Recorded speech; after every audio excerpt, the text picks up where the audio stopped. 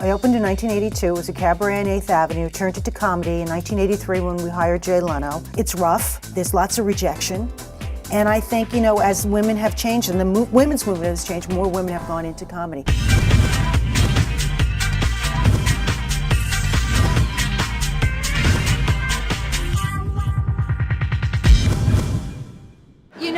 Hillary and I don't agree on everything.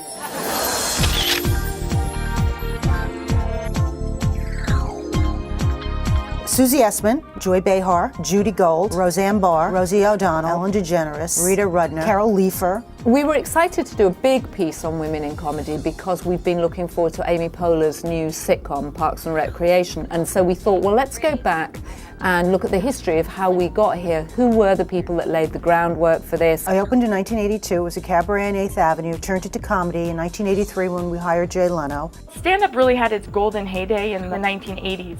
So, there were a lot more women, I think, who rose through the ranks through traditional stand-up then. There were comedy clubs everywhere. I want to be called domestic goddess. They did tend to be not the most beautiful women in the very beginning. They just sort of said, screw it, I'd rather be funny than beautiful, and I'm going to just do this.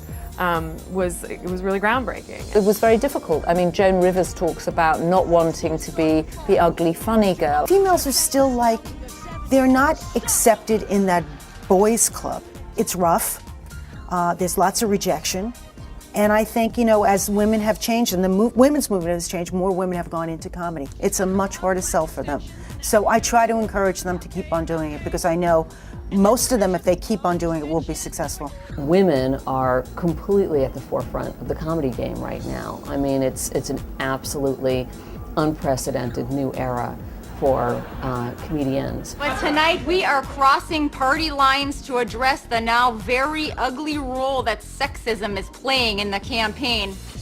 An issue which I am frankly surprised to hear people suddenly care about. At this point, you've got your Apatows, you've got your Ben Stillers, but you've got right up there with them, you've got your Tina Fey, you've got your Amy Poehler, and you realize that it's reached a point of parody practically. Our readers love Tina Fey, they love Amy Poehler, they loved Roseanne when it was on, and they love to have a really good laugh. It's the best possible therapy.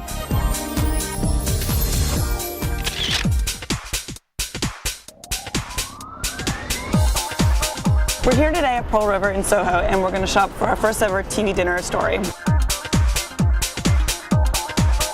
Readers and our own staff were telling us, right now we don't feel like going out and spending money in restaurants, the economy's not great. And we discovered what people were really doing was having friends round to their apartments or their houses. Or watching, TV or a movie together at someone's place, or cooking dinner instead of going out to an expensive dinner. I'm a fashion assistant at the magazine, but the editors got together and decided that we should feature home items just because entertaining and home decor is a way to express yourself, and it also brings another element into the magazine. Because people aren't going out as much, they A, have more time to think about the home that they're living in. B, it can get boring if you're spending more time at home, and it's not that difficult to change up your circumstances. We worked with Richard Lee from Geisha because the page is an Asian theme based on the show Gossip Girl. I don't want you to go near her again. You said that you trusted me. And they dine at Geisha a lot on the show, so going along with the Asian theme, one of the most important things to have for your home entertaining would be a teapot. And we found this great little cast iron teapot, and it's a little set with the two cups. We like to approach restaurants that either appear in the show or are the kind of place that you might see in an episode. And we rustled up, or asked chefs to rustle up, easy to produce meals. These little bowls are a great way to add a little color to your table. They're only about $4 each. So this serving tray is great. It's only $35, and it would be perfect for sushi, for the shrimp lollipops that we have in the magazine. These serving plates are also great. These chopsticks are really cute, and your guests will be really impressed when you pull them out. Another great thing to have are these spoons. They're great to put a little mini hors d'oeuvre on and serve it on the platter, or they can even go with the blue and white bowls that we had. Just because you don't have much money right now, or just because you're nervous about spending it, doesn't mean you can't change things up around you. And if you're spending more time at home, then maybe you can make your home even nicer.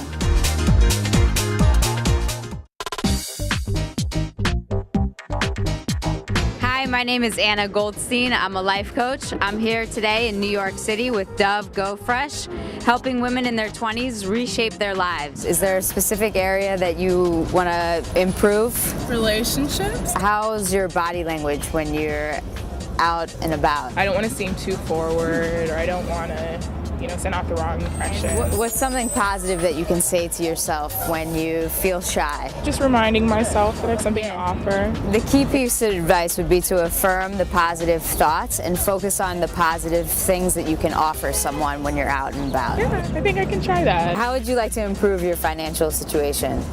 I'd like to make enough money to be able to really save. The thing is, the job I have is pretty entry-level-ish, so get a promotion, right? Does financial stress keep you up at night? It hasn't impacted us, my husband and I, that much yet, so I'm hoping it stays that way. So the one tip I can give you is start saving now, even if it's $10 a week, and then over time you'll keep increasing that and you'll have a lot saved up. It multiplies without my knowing it, right? Is that the idea? Exactly. Start a big change jar. Exactly.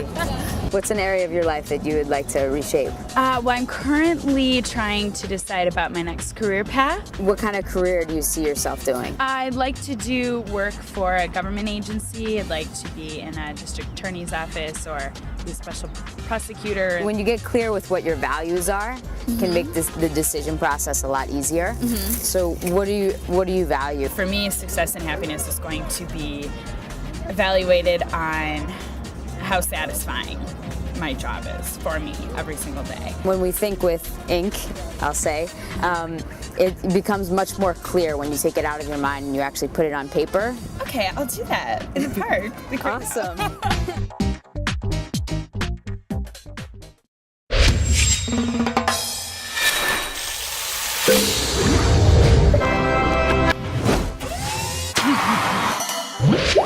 Feel the burst of skin-loving moisture in new Go Fresh body wash in nectarine and white ginger scent.